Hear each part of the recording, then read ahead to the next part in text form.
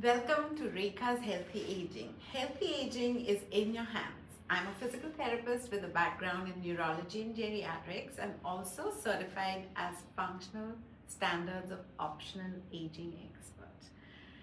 This is the third segment of my flexibility series, and flexibility, just like strength and endurance, it's a use it or lose it. You can build flexibility with the right stretches and exercise as scientifically backed. I will show you how that works in this third, more advanced segment of flexibility. Why is it so important?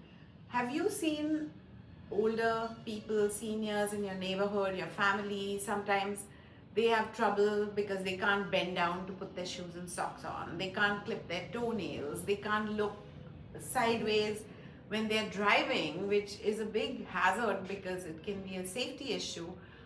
The other major problem if you lose flexibility is aches and pains. Your joints get malaligned if muscles are tight and they cause wear and tear on the joints. It malaligns your posture, which in turn malaligns balance and maybe creating a higher risk for falls as you get older. So maintaining flexibility is very key. Join me on my journey of not just living longer, but living better. Remember, it's not a one size fits all. Please check with your doctor if you have chronic pain, some unstable condition, and are unable to do some of the things I'm going to be showing you. So I showed you in the last two flexibility segments, the back scratch test for upper extremity flexibility and the sit and reach test for hamstring flexibility. Today I will show you a test for calf flexibility. As always, the tests I show you are simple home tests that you can easily do with minimum equipment. All you need today is to stand near a wall and a ruler to measure a distance. So what you will be doing is start with 1 foot behind and the foot you're measuring is touching the wall. Now you have to attempt to touch your knee to the wall, which shows you how flexible this calf muscle is. Then you move your foot away and see if you can still touch your knee to the wall. And you keep going away till you can touch your knee to the wall without your heel coming up. So you keep going further away and here. And then now if I go any further, well, now my knee comes up. So I have to go back to, my heel comes up. So now I have to go.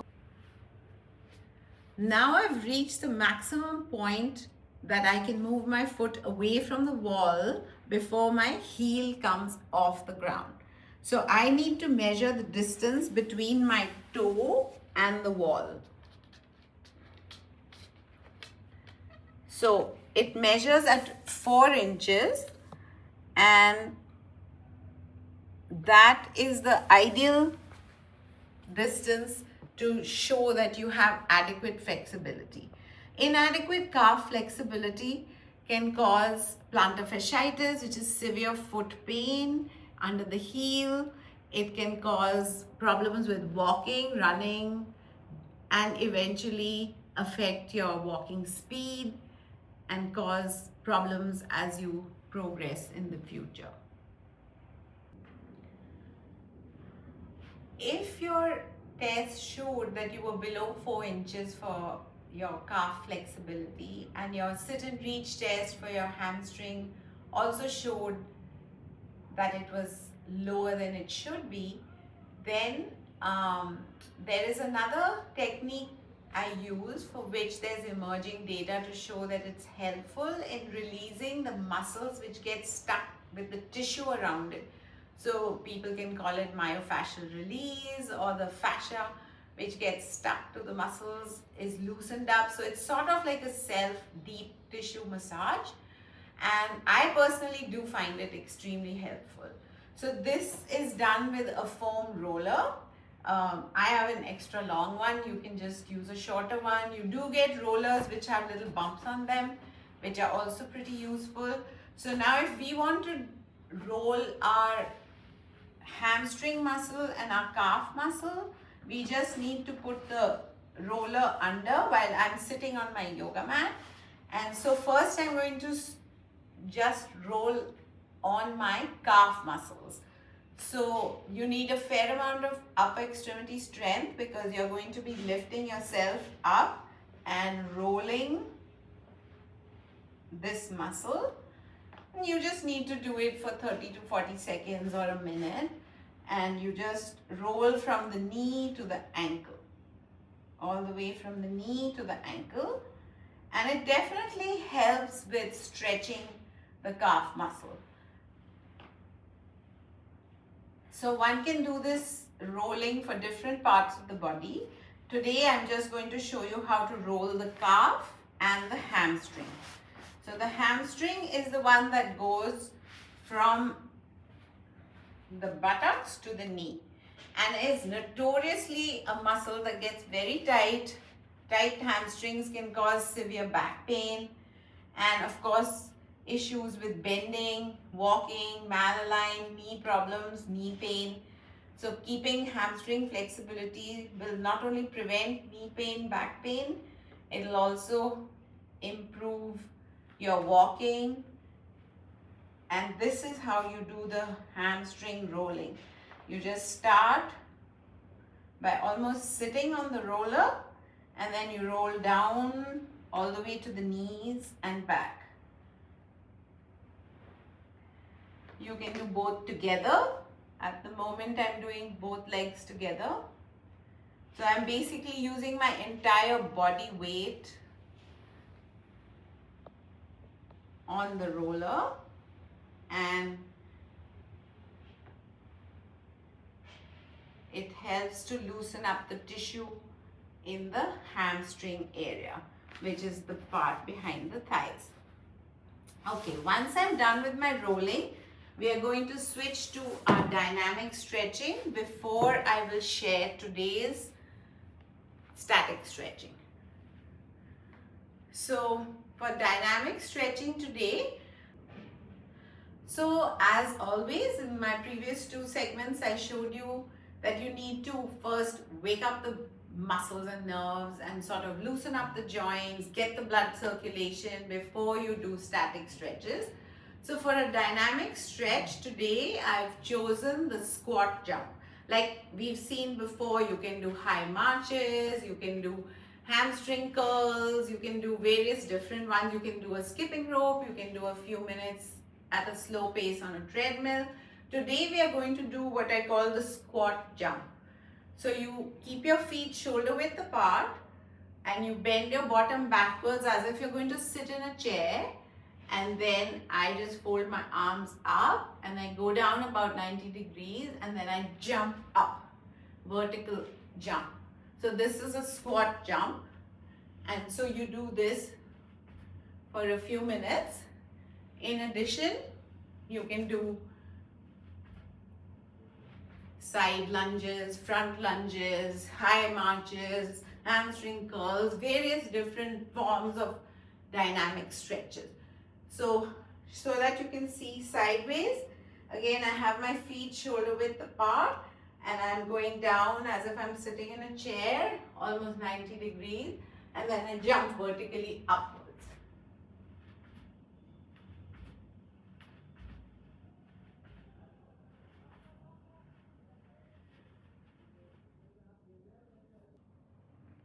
Today I'm going to share with you a routine more advanced than the last two segments on flexibility. This is what I personally follow. It is a combination of the Surya Namaskar or the sun salutation combined with evidence of the most effective stretches. And I'll explain to you muscle by muscle in each posture how and what is to be done for its efficacy.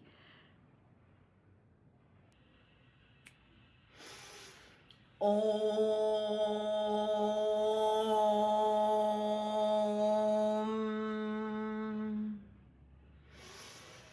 Om.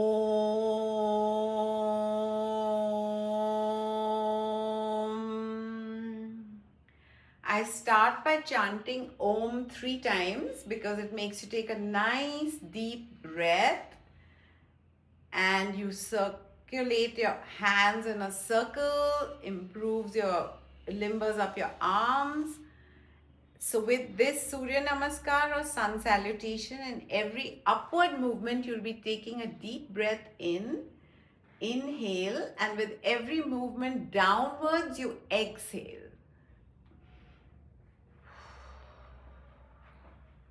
Now this is your hamstring stretch. You maintain each posture of the Surya Namaskar for 30 seconds for efficacy. So you're stretching your hamstring for 30 seconds after you've already done your foam rolling and your dynamic stretch. Next, you put your hands down flat and take your right leg back. In this position, you will be getting a very nice stretch of the hip flexor, which is the muscle in front of your hip. Now, for evidence that shows that maintaining a stretch for 30 seconds is the only effective way to gain flexibility. So that's why it's important to maintain each posture for 30 seconds. The next one, you take both feet back. In this, once you're on your toes, you can push your heels down and feel a really nice stretch in your calf muscles that we were just testing a little while ago. After you hold this position for 30 seconds, you go down, and now we will be doing back extensions. Again, breathe in as you go up and breathe out as you go down. So I'm not doing a traditional sun salutation. I've modified it according to my PT principles and evidence. So since we spend our whole day bending forwards, I like to start my day with back extensions.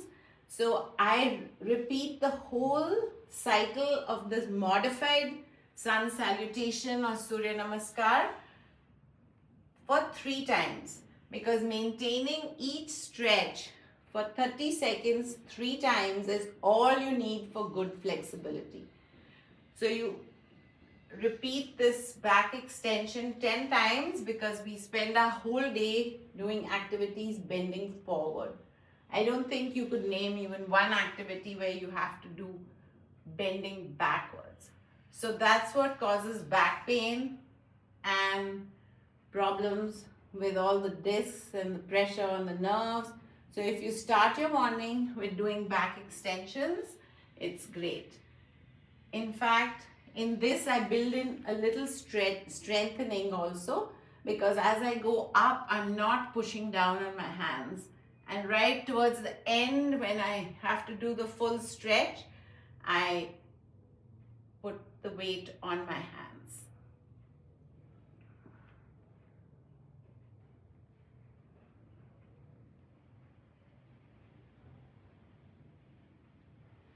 After this, I have modified the sun salutation for a thoracic spine stretch, because the thoracic spine is one that is supported by the ribs and tends to get very stiff.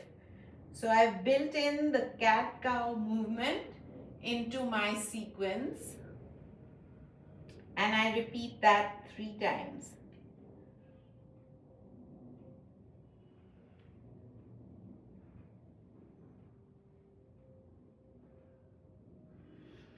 The next modification is the child's pose.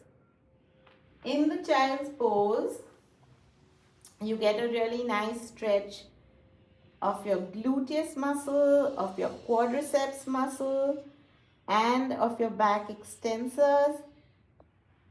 While I'm in this position, I also do my gratitude prayer, because an attitude of gratitude, research shows releases all the good chemicals and all the good hormones in your brain. So if you believe you are healthy and you're going to stay young, you will. You have to believe it first.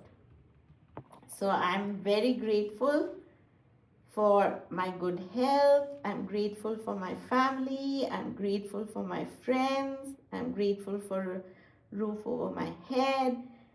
You can say every little thing you're grateful for, and believe me, it helps your health and you stay in good condition and happy and joyful.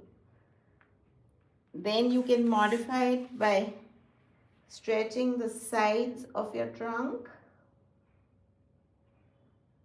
So these are the side flexors of the trunk. Right now it's stretching my right side. And like I said, for efficacy, you just maintain each stretch for 30 seconds. And then you do the left side.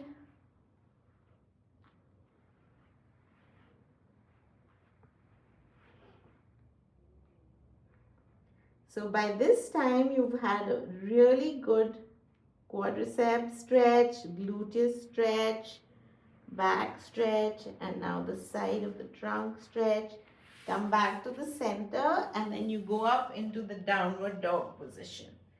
In this position, you try and keep your hips as high as you can and you're like an inverted triangle, and keep your heels down. If you keep your heels down, you will feel a fantastic stretch in your calf muscles.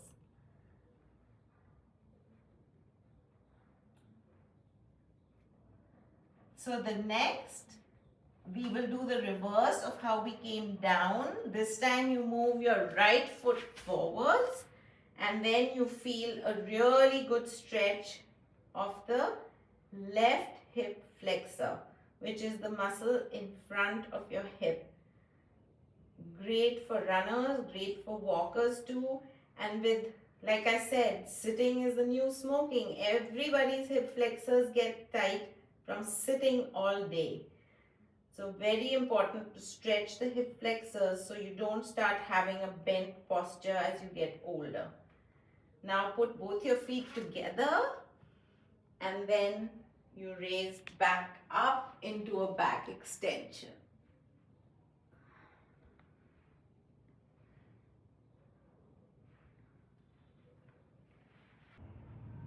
Today I've shown you the first part of the stretching routine I follow, which is a fairly long sequence. I do additional things because I've been doing it for several years, and I have to tell you the effects it's had for me.